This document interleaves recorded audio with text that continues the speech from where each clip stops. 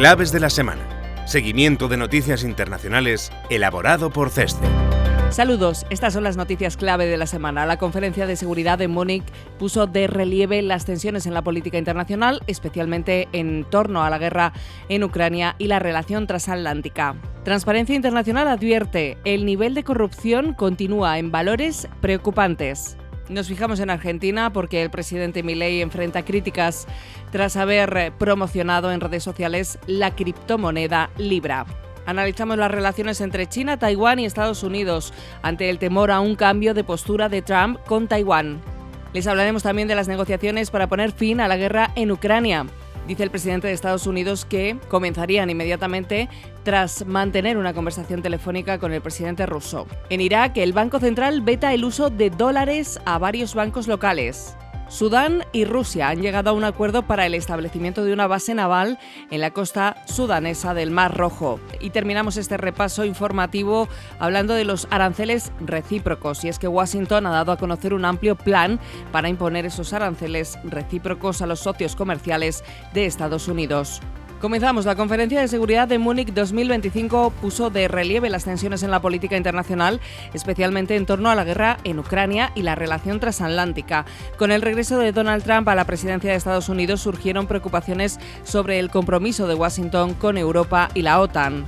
El vicepresidente J.D. Vance y el secretario de Estado Marco Rubio se enfrentaron a críticas por la posible exclusión de Europa en las negociaciones de paz entre Rusia y Ucrania, destacando la desconexión estratégica entre ambas orillas del Atlántico. Por su parte, el presidente ucraniano Volodymyr Zelensky instó a crear unas fuerzas armadas de Europa para que el continente asuma un papel más independiente en su seguridad. A esto se sumó el debate sobre la expansión de la OTAN, con posturas encontradas entre Estados Unidos y sus aliados europeos sobre el futuro de Ucrania en la alianza. Además, el foro evidenció la creciente competencia entre potencias. China, representada por su ministro de Exteriores, Wang Yi, reafirmó su influencia global en un contexto de rivalidad económica y geopolítica con Estados Unidos. La presidenta de la Comisión Europea, Ursula von der Leyen, propuso flexibilizar las normas fiscales para aumentar el gasto en defensa, reflejando la preocupación por la seguridad europea ante la incertidumbre del respaldo estadounidense. Al mismo tiempo, las tensiones comerciales marcaron la agenda, con la amenaza de Trump de imponer aranceles a Europa y condicionar el apoyo a Ucrania a acuerdos sobre recursos estratégicos. En definitiva, la conferencia reflejó un mundo muy fragmentado donde las alianzas tradicionales se debilitan. Más noticias. Transparencia Internacional advierte en la última edición del Índice de Percepción de la Corrupción que los niveles globales de corrupción persisten en valores extremadamente elevados. La puntuación del conjunto de los 180 países analizados se mantiene sin variaciones. Sin embargo, a nivel desgregado, el informe correspondiente a 2024 muestra un preocupante deterioro en un buen número de economías. Cerca de una cuarta parte obtuvieron su calificación más baja desde el inicio de la serie histórica en 1995. Entre ellos destacan países occidentales como Alemania, Francia, Estados Unidos, Hungría y Suiza. Según los cálculos de Transparencia Internacional, cerca de 6.800 millones de personas, el 85% de la población mundial, habitan en países con un nivel alto de corrupción. Entre las naciones que obtienen una peor calificación se encuentran Eritrea, Guinea Ecuatorial, Libia, Siria, Somalia, Venezuela y Yemen. Por su parte, Dinamarca ha logrado por séptimo año consecutivo la mejor puntuación, seguido de Finlandia y Singapur. En esta edición, la institución enfatiza la amenaza que supone la corrupción en la acción climática al obstaculizar la implantación de políticas más ambiciosas para acelerar la descarbonización de la economía.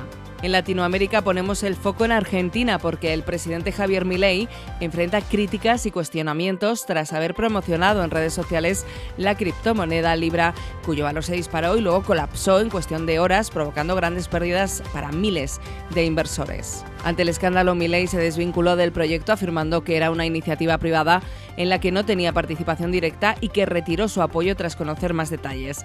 Además, pidió disculpas por su implicación y anunció una investigación oficial para esclarecer si hubo conductas irregulares por parte de funcionarios. El caso ha generado incertidumbre y críticas sobre su manejo de la comunicación y su relación con el mundo cripto.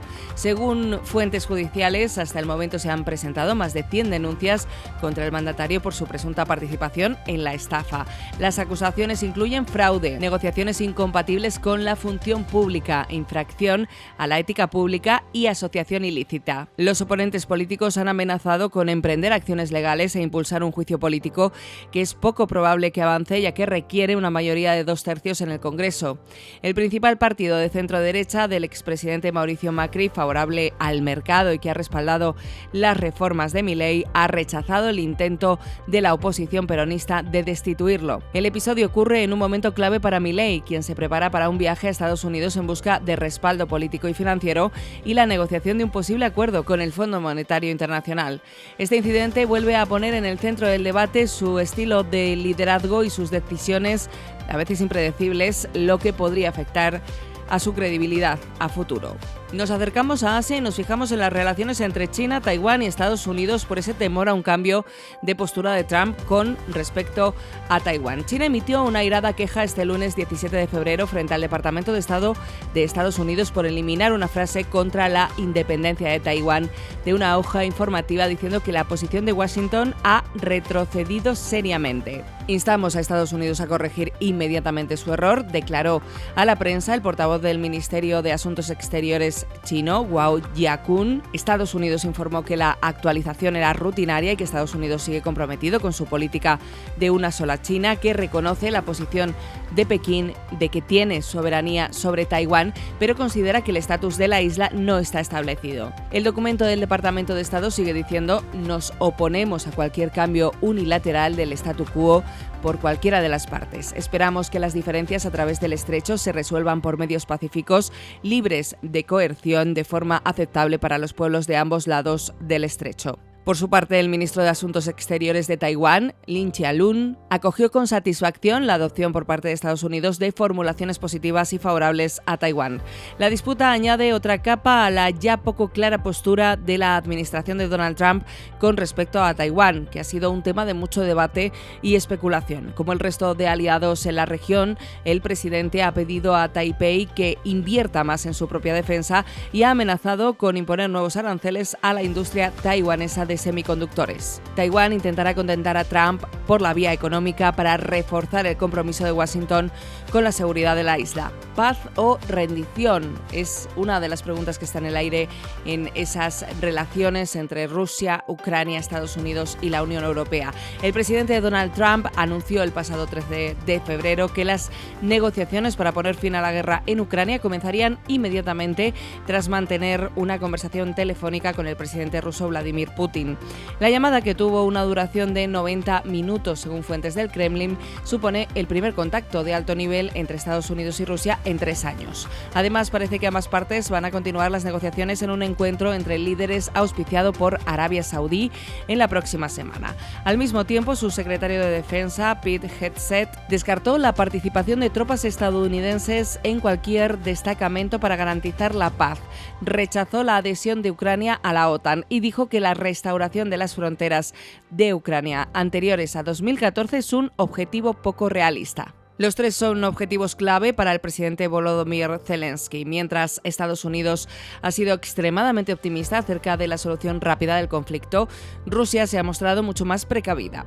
Putin ha señalado que era necesario eliminar las causas iniciales del conflicto, pese a que estuvo de acuerdo en mantener negociaciones pacíficas. Rusia demanda que la OTAN restaure las fronteras previas a la Guerra Fría e insiste en que Ucrania reconozca la anexión de las 4 regiones del sudeste del país como territorio ruso, ninguna de las cuales las controla por completo. Curiosamente, el beneplácito ruso hacia la solución pacífica del conflicto se produjo apenas horas después de que sus drones atacasen la central nuclear de Chernóbil y las tropas rusas iniciasen un nuevo ataque en Chasiv Yar. Conviene señalar además que la administración Trump ha descartado invitar a la Unión Europea a la mesa de negociaciones, unas conversaciones que tienen como objetivo definir la nueva arquitectura de seguridad del continente. Viajamos ahora hasta Irak porque el Banco Central prohibirá a 5 bancos locales realizar transacciones en dólares estadounidenses, una medida enmarcada en la lucha contra el desvío de capitales y el contrabando de divisas. La institución ha adoptado estas sanciones después de las reuniones celebradas en las últimas últimas semanas con representantes de la Reserva Federal de Estados Unidos. Estos acontecimientos se producen apenas 2 meses después de que se destapara una sofisticada red de contrabando de combustible en la que Irán obtenía aparentemente más de $1.000 millones de ingresos al año. Esta medida pone de manifiesto nuevamente el interés de las instituciones iraquíes por mantener la sintonía con Estados Unidos a pesar de ser uno de los principales aliados de Irán. Sostener este difícil equilibrio diplomático será cada vez más complicado. El previsible endurecimiento de la presión ejercida por la administración estadounidense sobre Irán dibuja un escenario muy complejo para Irak, dado que no se descarta la posibilidad de que en un futuro Washington decida imponer medidas punitivas a Bagdad por su estrecha relación con el régimen persa. Y más cosas, Sudán y Rusia han llegado a un acuerdo para el establecimiento de una base naval en la costa sudanesa del Mar Rojo. Esto supone una victoria para Moscú, que lleva años buscando expandir sus capacidades militares en el continente y en los últimos meses se había encontrado con problemas. El último fue la caída de Bashar al-Assad en Siria, que sumió en la incertidumbre el futuro de la base naval rusa de Tartus. La nueva base facilitará las operaciones logísticas de las fuerzas rusas en el continente africano, que hasta ahora se estaban concentrando en Libia. En Sudán se ha vinculado a Moscú con ambos bandos de la guerra civil que estalló en abril de 2023. En los primeros meses del conflicto pareció alinearse con el grupo paramilitar Fuerzas de Apoyo Rápidas, que están lideradas por Hamdan Dagalo Hemedti, y que contaron brevemente con el apoyo de los mercenarios del grupo Wagner. No obstante, desde el pasado verano se ha producido un viraje hacia las Fuerzas Armadas sudanesas y el de facto presidente al-Burhan. Este cambio de lealtades se puede explicar por el control que esta facción tiene sobre el este del país, es decir, la costa del Mar Rojo. Cuando los enfrentamientos hicieron que seguir en Jartum fuese imposible, el gobierno se trasladó a Puerto Sudán, muy cerca de donde se establecerá la base rusa. El acuerdo se ha producido poco después de que las Fuerzas Armadas sudanesas hayan logrado importantes victorias en el campo de batalla que podrían cambiar el rumbo de la guerra, barajándose incluso la posibilidad de que próximamente tomen Jartum. Y terminamos este repaso informativo hablando de esos aranceles recíprocos de Estados Unidos. Nueva semana y nuevo episodio de la guerra arancelaria iniciada por Estados Unidos. En esta ocasión, Washington ha dado a conocer un amplio plan para imponer aranceles recíprocos a los socios comerciales de Estados Unidos. Trump ha ordenado a sus asesores comerciales que propusieran nuevos gravámenes, analizando la situación de cada país en represalia contra los impuestos, las regulaciones y los subsidios considerados injustos por el gobierno estadounidense. Se considera que Brasil, India, Japón, Canadá y la Unión Europea son los países y regiones que más riesgo corren de verse afectados por las nuevas medidas proteccionistas. Para Estados Unidos, el impuesto sobre el valor añadido de la Unión Europea o los impuestos sobre los servicios digitales que aplican algunos países europeos son considerados prácticas comerciales desleales. Todo ello a pesar de que Estados Unidos es también un usuario prolífico de los instrumentos de defensa comercial, subvenciona empresas nacionales y utiliza normas reguladoras para mantener fuera a los productos extranjeros. La Casa Blanca ha dado como fecha límite el 2 de abril para comenzar a implementar las medidas, lo que tiene como objetivo acelerar las negociaciones comerciales entre las capitales de todo el mundo y Washington. El primer ministro indio, Narendra Modi, que se reunió la semana pasada con Trump, ya anunció que ambos se han fijado el objetivo de duplicar sus intercambios comerciales y reducir el déficit estadounidense con el país asiático, $35.000 millones en 2024. Fuentes de la Unión Europea aseguran que estarían dispuestos a reducir los aranceles de las importaciones de coches procedentes de Estados Unidos, actualmente en el 10%, mientras que Estados Unidos solo aplica un 2,5%. Además, Bruselas se ha mostrado abierta a aumentar las compras de gas natural licuado estadounidense. Sin embargo, la Unión Europea se ha mostrado menos predispuesta a entrar en negociaciones sobre modificaciones en su sistema impositivo. En cambio, ha prometido una respuesta firme si finalmente la Casa Blanca prosigue con su amenaza comercial. Y hasta aquí nuestro repaso de noticias internacionales. Recuerda que puedes consultar más desde el apartado de comunicación Claves de la Semana en nuestra web ceste.com. Hasta la semana que viene.